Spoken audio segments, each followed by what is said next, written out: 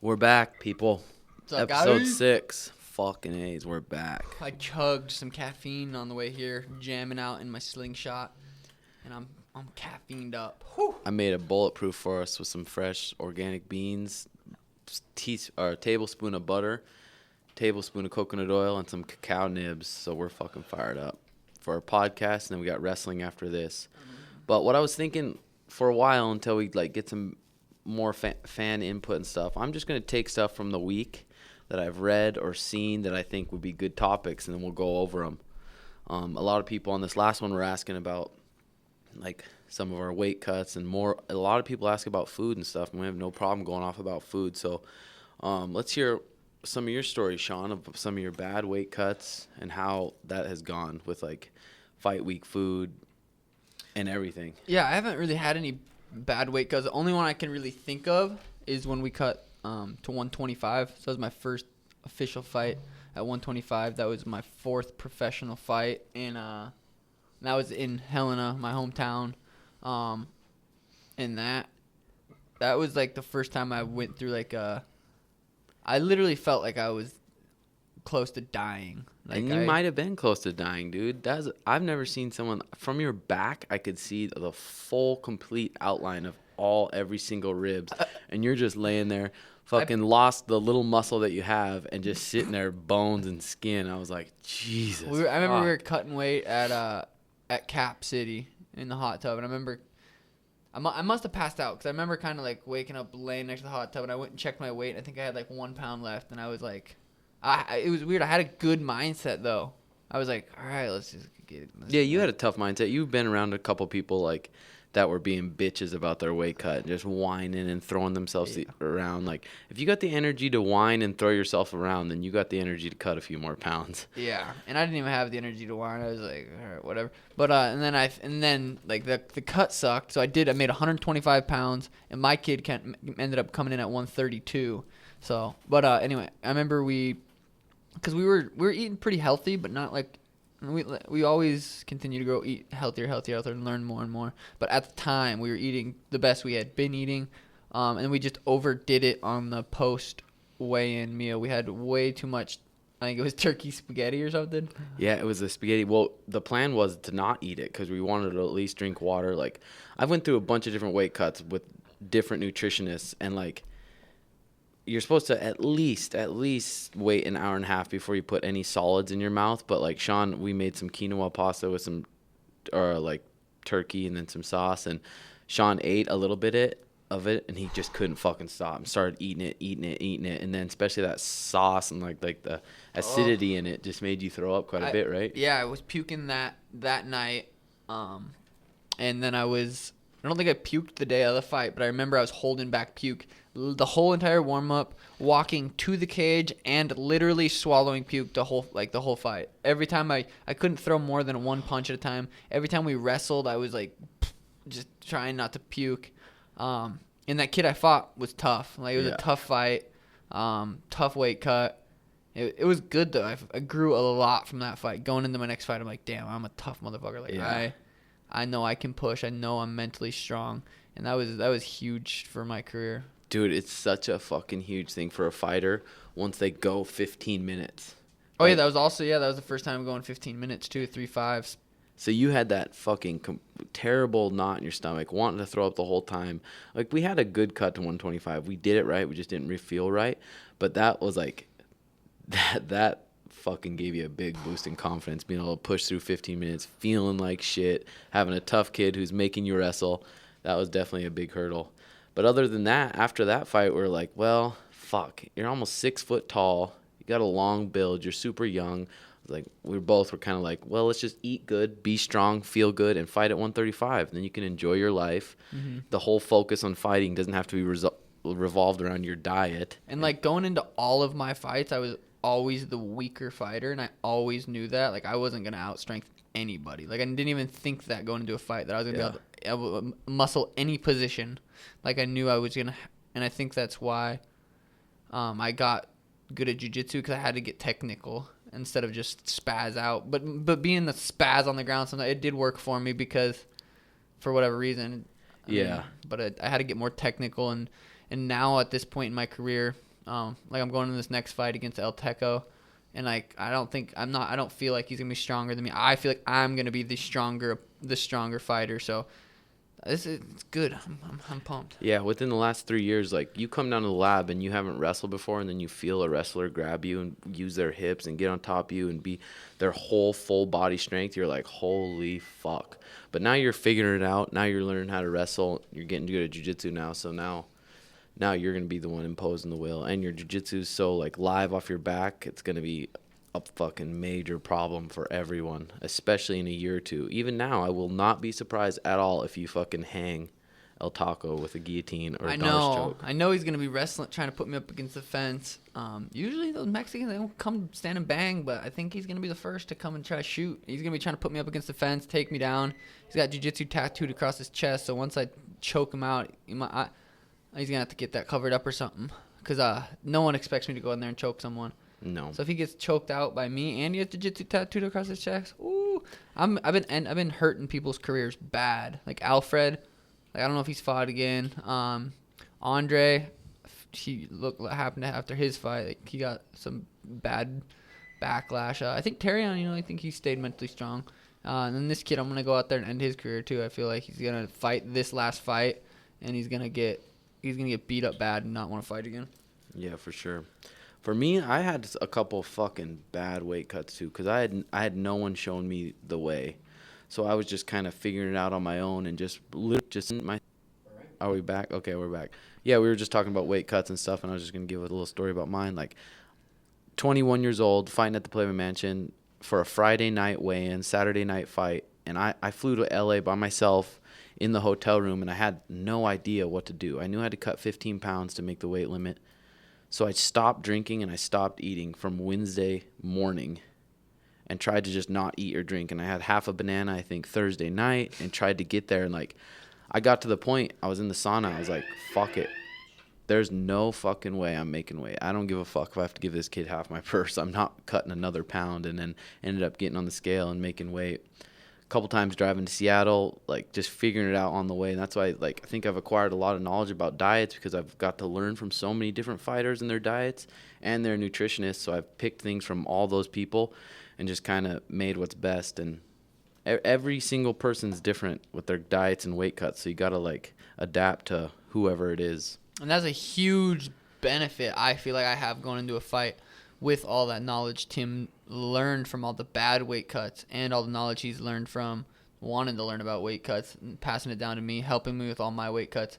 I don't think, like, both my UFC fights were just easy. They were perfect weight cuts. So refueled good, got the weight off good, and everything was just perfect. So I think that's a huge benefit for me going into my fight. And, like, I look at my opponents, like, after they done weighing in, UFC gives us these goodie bags with, like, goldfish and just chocolate milk, just some shit in it, and I see my opponents eating that, and I'm just thinking, I'm gonna fuck you up even more now that you're eating this shit. Like, for sure. It just, I don't know, it's crazy to me. For sure, you see someone, like, depriving themselves of all this food and then just putting all this fake fuel back in their body that's not going to digest in 24 hours. It's going to be sitting in your stomach. So especially we see people like that, we're definitely going to come out and stick them in the body and rip them to the body and let that fuel fuck with them. A lot of people ask too, like, what are we eating before practice and how long before practice and what supplements do we use? Like, go ahead. Yeah. Usually in the morning, I've been doing just a shake before my first practice, and my body doesn't have to work on really digesting. It's already all blended up, ready to. It's good nutrients that I feel like if I eat too much before, like some bread and carbs and stuff, my body has to work on breaking it down. But these shakes I've been doing, I think we got that idea from Own the Day book by Aubrey Marcus. He was talking about making shakes for breakfast and if you're going to go out and work out. And I've been doing that lately, and then going home and then eating my bread and my eggs and my turkey bacon. And I've been liking that a lot. Yeah. I've been playing with the times of my food. I keep the food pretty same. I either have an oat bowl with a oat bran, it's called, and I have some almond milk. There's a video on my YouTube page of me making that oat bran bowl. Or I have, like, the Ezekiel toast, the eggs, apple, and avocado. All stuff that my stomach's used to and I'm used to digesting.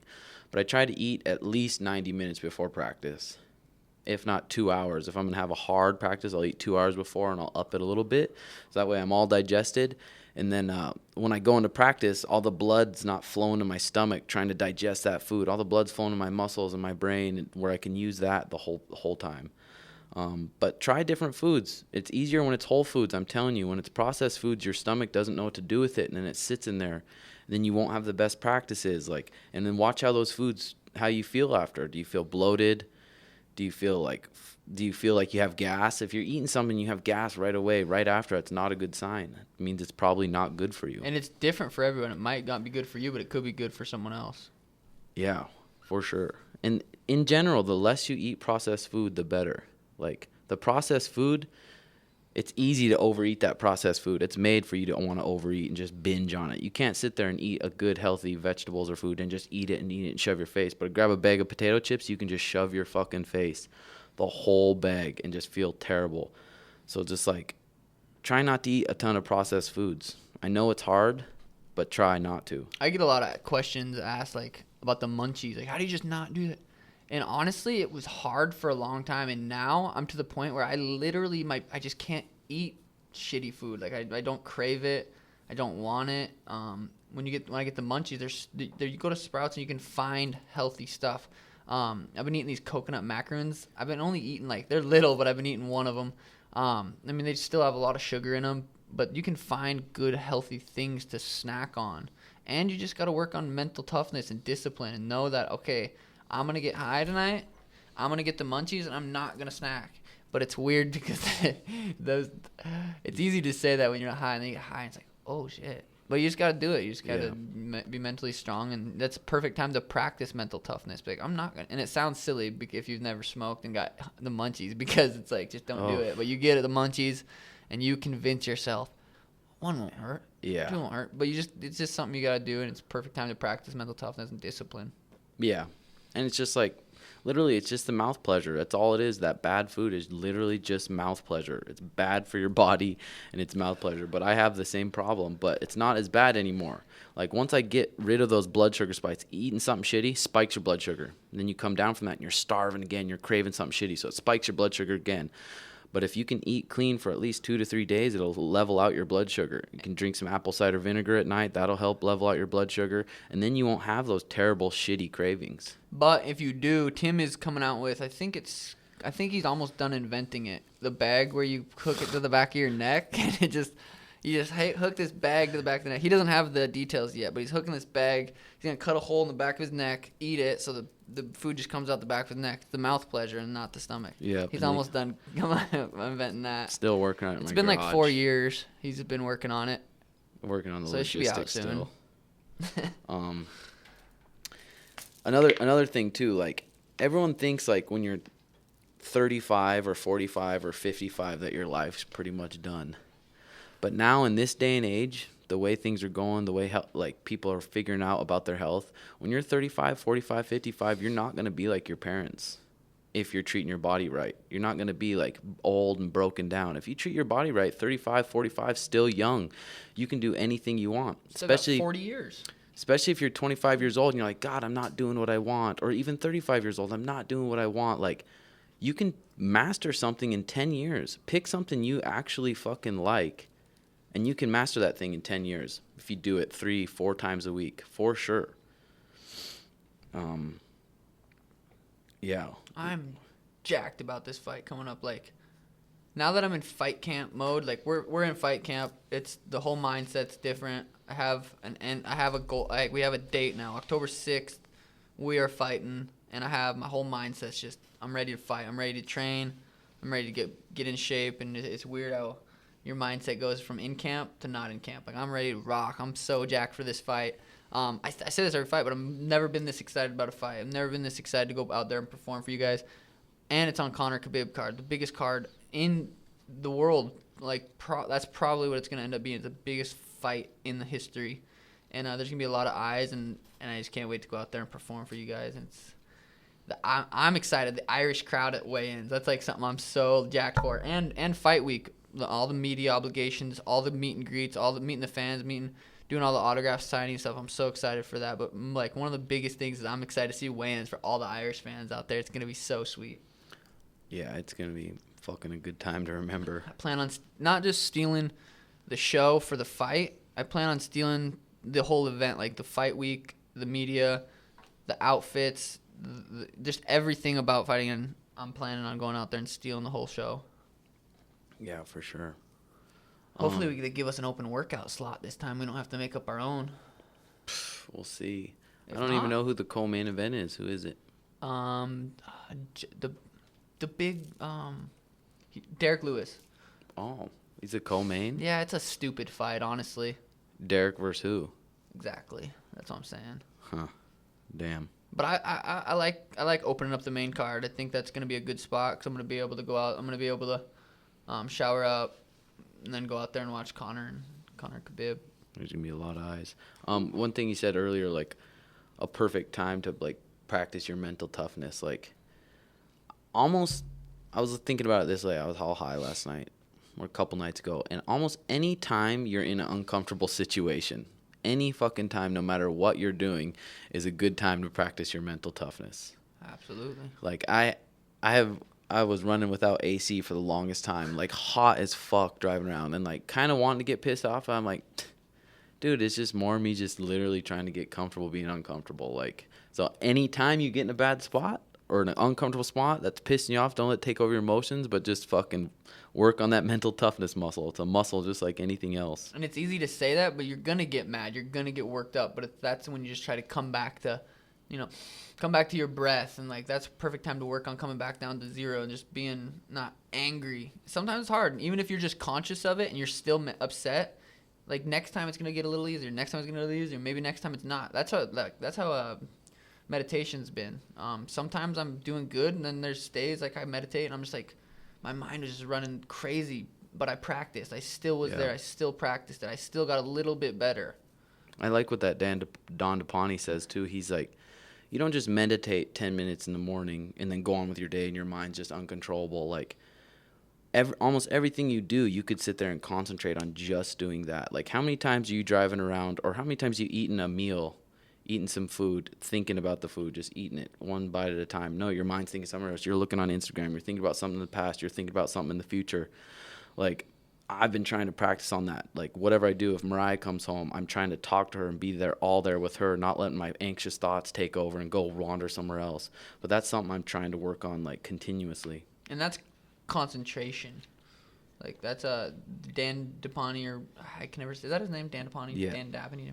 He does this thing on YouTube. I think we talked about it last time. Just YouTube Dan DePonte concentration. He talks about learning how to concentrate. And I know we talked about that last podcast, but it's so good. I've literally listened to that like 3 times. Showed my mom and dad it.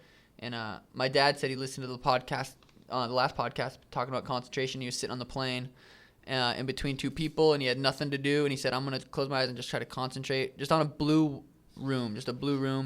And he said couldn't even do it for 10 seconds. And that's just everyone, really. It's just hard we're not taught how to concentrate, and we need to learn how to. And I think meditation is the best way to do that.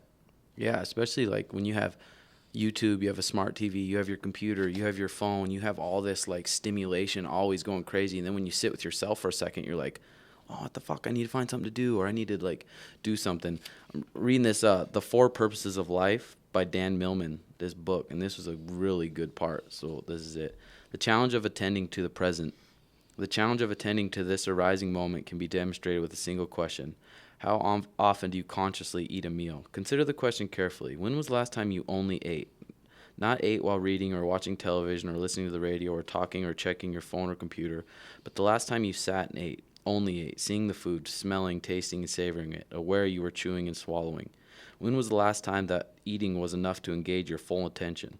This task is probably no easier for me than it may be for you. Much of the times we humans are bored with the present. So the prime difficulty of learning to live and attend to the present moment is that we don't really want to. It doesn't seem enough for us because we're not really paying attention. Isn't it fascinating that we can immerse ourselves in a video game or a movie for hours, yet we can hardly pay attention to a dinner for more than a few seconds? Our restless minds flit about from past to future, remembering, judging, regretting, replaying, anticipating, planning, expecting, and none of that has anything to do with this moment. As author Alan Watts wrote, the power of memories and expectations is such that for most human beings, the past and the future are more real than the present. One night in the gymnasium, after Socrates watched me fly from the bar, perform a difficult aerial maneuver, and stick my landing, I raised my fist in elation and declared my workout over. I pulled off my sweatshirt and stuffed it into my workout bag, and we left the gym. As we headed down the hallway, he said, "You know, Dan, that last move you did was pretty sloppy." He said, "What are you talking about?" I asked. "That was the best dismount I've done in a long time." "I'm not talking about the dismount," he responded. "I'm talking about the way you took off your sweatshirt and stuffed it in your bag." I realized I had treated one moment doing gymnastics as special and another moment as ordinary. Socrates reminded me once again that there are no ordinary moments. This realization, this challenge lies at the very crux of our life and will determine the quality of our every moment. Will you learn to love the present moment? Can you develop the capacity to show each arising moment the same attention that you might give to cherished friend or lover, or at least to an online game? Will you wake up to inestimable value of each passing moment as it slips, like a grain of sand through the hourglass of your remaining time here? To the extent that you pay attention to the moment, you will have fulfilled the promise of the fourth purpose of life. If you guys get a chance, check this book out. The Four Purposes of Life by Dan Millman. It's fucking good. Like, it's a easy, simple read, too. And each page just has some gems in it. And you guys aren't, like, even still, like, me trying to be in the present moment, I still have trouble with it every single day. And, like, you're not going to just do it and be good at it. It's something you work on literally till forever. Like, you think about, like, Eckhart Tolle. You know, I'm sure he's really good at it, but I'm sure he still has troubles, too. Yeah. It's something like you can't just get discouraged and be like, I can't do it. I'm not going to do it. I'm just going to search around. Like, I have those thoughts, too. I'm like, God, it's so hard. But you just keep practicing and you get better and it gets a little bit easier. Then you have times where it's not super easy and you just got to keep practicing. Just like with anything. Just like with the fighting career, it's like it's not always easy. Sometimes it sucks. Sometimes it hurts. Sometimes it's hard. But you keep moving on and you get to where eventually you want to go. Yeah. And that's where lucky, like, MMA or jiu-jitsu or even sports, like, help you kind of live in the moment. You don't even know it. Like a receiver running up to catch a football in the air, like, they're not thinking about, like, dinner that night, or they're not thinking about something happened in the past. They're right in the moment staring at that ball. And, like, jiu-jitsu and MMA and stuff, you have to be in the moment, especially in jiu-jitsu. Like, at Taquinos, when we started doing 10-minute rounds, like, I always had a problem getting tired, or just not really. I think everyone has a problem getting tired. But once it was those 10-minute rounds, I was like, fuck, I cannot think about the time. If I look about the time, I look up, there's 6 minutes left. Get my ass beat. Look up, there's 4 minutes left. Just keep going. So it made me focus, and then once I stay in the moment in those rounds, like, those rounds fly by. Another quote in that book that I thought was so good, it says, wisdom, the definition of wisdom is valuing the things you have while you have them, like health, relationships, pets, and time. Like, everyone's always looking around like, oh, I don't have this, or comparing themselves on Instagram and doing all this. But, like, if you lost your girlfriend or you lost your husband or if you lost, like, one of your pets, you'd be sad as fuck and not enjoying it. Like, I like that. Valuing the things you have while you have them. That's what wisdom is. That's good. Oh, yeah, we got to do our book giveaway.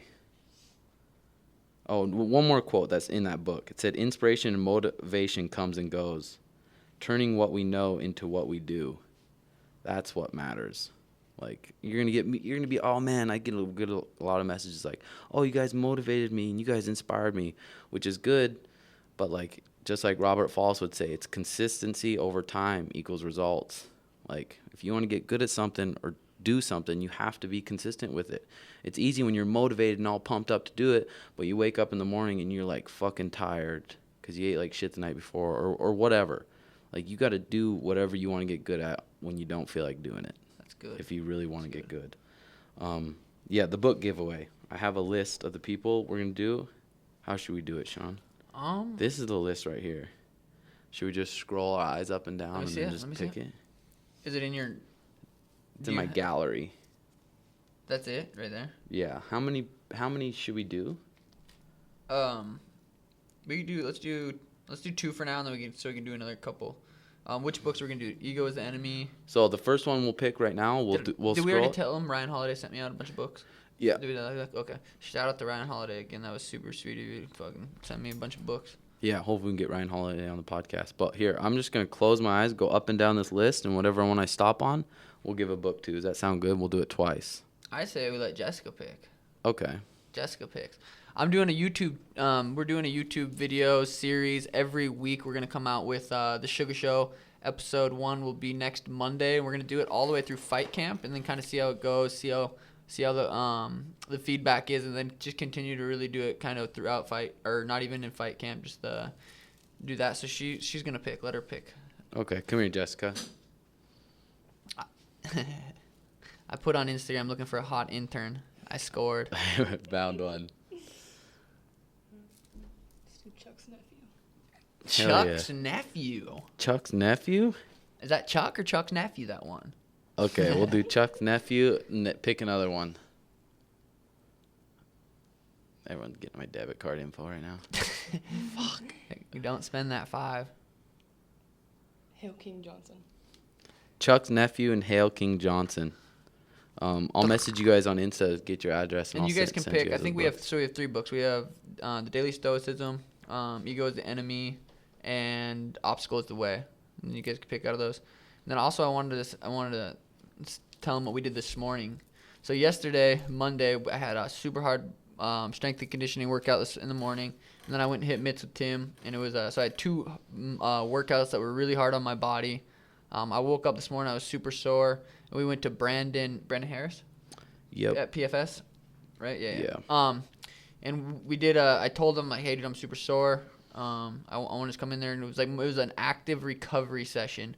You guys will see it on Monday, the video of what we did. He had us breathing, stretching, and really working on specific things. And I left there feeling better. I didn't leave there like I just got done working out and I was kind of hurting.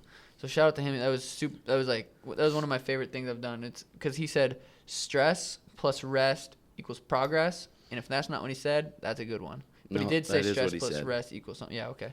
And I really, I'm really training smart and hard for this camp. Dealing with an injury that I'm not even really worried about anymore. I'm working with him. It's helping so much. I feel like I'm going to be able to get in the best shape of my life. And I have a badass team with me, Tim, Jessica, Danny, helping me with my fashion and my media stuff, and then Brandon, Crouch, Jarrett. I have just a super good team behind me, not just for this camp, but for, I've had them for a while, so I'm excited to be working with all these guys. Yeah, it's going to be sweet. Especially with that Brandon. Like, you don't find many coaches out there, like, he's super fucking knowledgeable. He's not trying to dip into a bunch of things that he doesn't have knowledge about. Like, he's teaching us how to just, like, really just breathe properly, breathe deep into our stomachs, and really get some, like, good airflow to our whole bodies and get a good, like, active recovery. So we're lucky we found him. And now we have Dr. Andy Galpin. He's going to be helping, like, me figure out the fight camp for Sean and, like, when to get our heart rates spiked to 190, how many times a week, and how to really just perfect it and do this good and not go into this fight beat down. Like, Del Taco, he's tough. He's tough as shit, and I bet you he comes in there ready to rumble, but I guarantee his body's going to be beat down bad. I love how, not very many people, like last time I said I was fighting an Asian named Andre. People were freaking out. You're racist. No, I called him El Taco, and his name's El Teco. It's like, come on, that's too easy. It's like the girl I've been talking to for the last 3 years, is straight up from Mexico. Her first language is Spanish. So if you're Mexican out there and you think I'm racist, I'm not. I'm funny. Yeah. El Taco.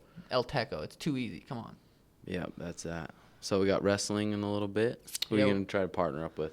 I'm gonna try to partner up with Mario Batista. He's an up and coming fighter. I think he's 5-0. He's a 5-0. badass. I've literally pretty much every professional fight I've had, he's been one of my main sparring partners. He's gonna be a perfect look for my next opponent. I trust him. I'm gonna try to partner up with him today. Or I usually on these days I like to partner up with Tenquinho too. It's just like there's no better feel than that when we're doing jiu-jitsu, and it's just like he does everything right, which forces me to do right things, and I'm so lucky to be able to train with these guys, and like that's a huge benefit, and like where I'm at today is a lot of it's to do with the people I surrounded myself with and the people I train with. So You know, I wouldn't be here without the people I'm training with and you and all these guys around me. So I'm super lucky to be in the position I'm in. For sure. And like someone said, like, if you want to see where you're going to be at 10 years, like, take a look at your friends and take a look at the people you surround yourself with. And that's why I love Phoenix too, because we're surrounded with like masters in all these different areas and super humble people and guys that aren't bullshit artists. Like, and there's a lot of bullshit artists out there. I used to live in Portland, and this guy, like, I don't want to say his name, but told us he was an Olympic strength and conditioning coach. He was this, he was that, and everyone like was buying it. Everyone bought into it. And turns out he was fucking lying to everyone, and the whole team fell apart. Or even growing up, being raised as Jehovah's Witness, saying, "This is the truth. This is the truth. If you have any other thoughts that go into your mind, that's Satan talking." So if you think like negatively about this religion at all, or if you talk negatively about it, that's Satan. And Satan's going to try to sway you away from the truth. Like, so anything I learn or any people I'm learning from, I'm just like, I feel like I have a good monitor of if they're bullshitting or not, or if they're trying to fool us. And it seems like in the big city, there's a lot more of those people. But the little crew we're surrounded with that we've hand chosen are very fucking smart. And we can learn so much from all of them. Yeah, I love it. It's cliche. You are who you surround yourself with, but it's so true. It's like, where do you want to put your energy? What do you want to put your energy into? Like, there's so much. Anything you do, you're putting energy into it. And is it benefiting you? Is it helping you get to where you want to go, or is it keeping you the same or making you worse? And so you be very conscious of where you put your energy into. Yeah, I loved learning that, dude. You only have so much energy, and we have so much we got to do in a day. We got to train twice. We got the podcast that we'd love to do. We want to put our energy into this. This is something we enjoy doing, and it's something we love putting our energy into this kind of stuff. And like Tim and I, we don't go out. We don't really party. We're not wasting our energy into something that's not benefiting us. Like, we get good sleep every night so we can put that energy into stuff that we want to put our energy into.